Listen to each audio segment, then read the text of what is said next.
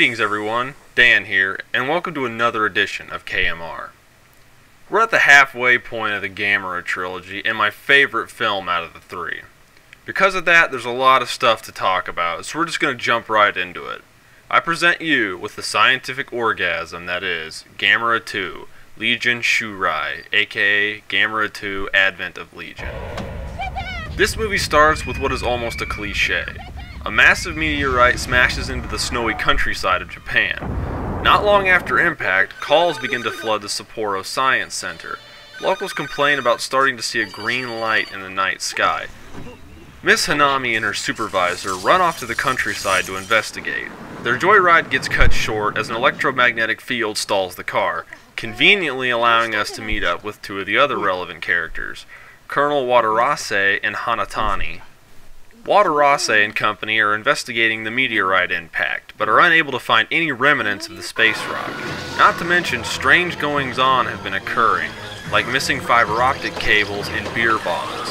All pretty minor stuff, that is, until a subway train is attacked by monsters. Then the shit hits the... The subway tunnel gets taken over by little bug-like organisms called symbiotic legions, which later cause a gigantic flower-esque structure to pop up in the middle of town. Watarase's unit manages to damage and disable the growth, but Gamera destroys it in the end. You'd think that would end it right there, but no. Tons of little legions overwhelm the giant turtle and send his ass packing, spraying blood all over the place like a giant turtle sprinkler. Of course, to stack the shit higher, after Gamera's retreat, a monstrous version of the symbiotic legion explodes from the ground and flies off into the night. Too bad it doesn't get too far. The military seems very competent in this film and manages to shoot down the monster. Legion disappears, giving plenty of time for exposition and the reappearance of Asagi Kusanagi. Another large flower is reported in Sendai, but it's already blossomed and on the verge of exploding. Orders are given to evacuate the town and the surrounding areas. Gamera speeds towards the incident as Miss Hanami meets up with Miss Kusanagi at the evacuation point, which leaves you wondering if the G-Man will make it in time and what the hell happened to Legion.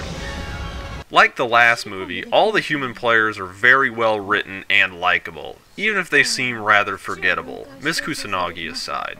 Pretty much all the main characters are either scientists or military personnel, again, sans Miss Kusanagi.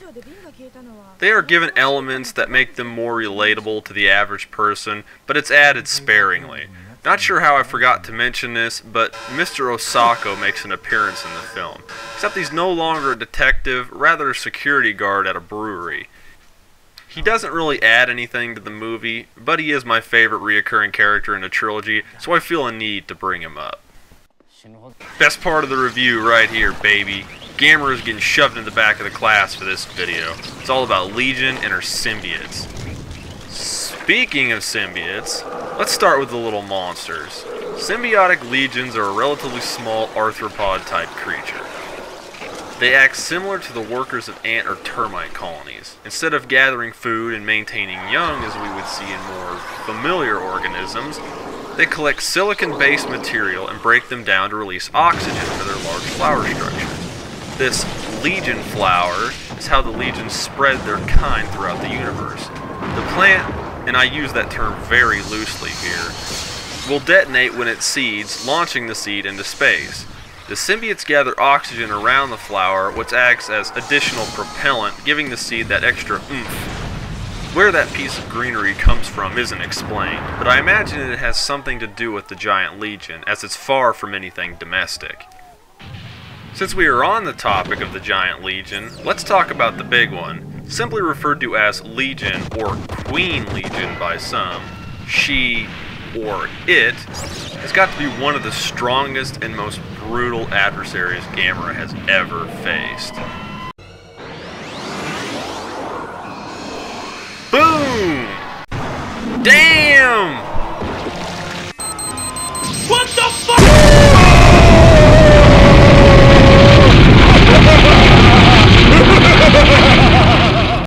Gamera gets all fucked up. Legion packs an assortment of abilities and weapons, from a stupid powerful lightning attack to energy face whips, electrical barriers, and brutally powerful rear legs. Not to mention the little symbiotes live inside of it. Feels like I'm forgetting something. Isn't there like another creature in this movie? Oh yeah, the turtle. He's pretty much the same as the last film, except for his new Hyperion Turtle Cannon attack, which doles out its own fair share of damage. G2 pulls off a series of fantastic special effects, trumping any Japanese kaiju film that came before it. Everything is top-notch. Monster suits, explosions, animatronics, explosions, and CGI? Well, maybe not everything is top-notch, at least by US standards. But that was pretty big stuff for Japan at the time. Did I mention explosions? This film somehow manages to improve over its already great predecessor in a year's time. As I stated earlier, this film is my favorite Gamera movie by a long shot. You may remember me always speaking highly of Gauss, but Legion is actually my favorite kaiju out of the Turtle films. Really, I could go on forever about the physiology of Legion and its cohorts, and how referring to Legion as Queen may be incorrect because of the true definition of the term symbiosis. But again, time is a factor here, and this video needs to get wrapped up. While trying not to be too biased here, I can't help but give this movie anything less than a 5 out of 5.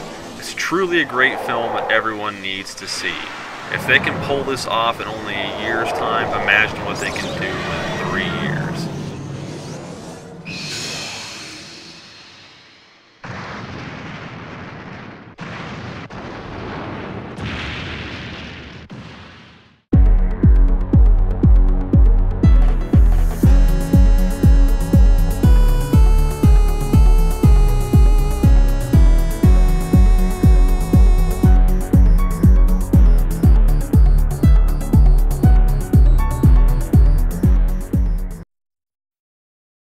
Next time on KMR. The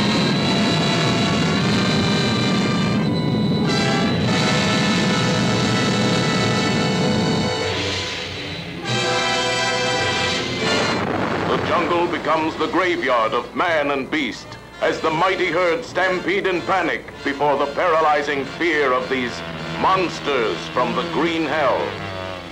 The animals flee from green hell. This I have seen.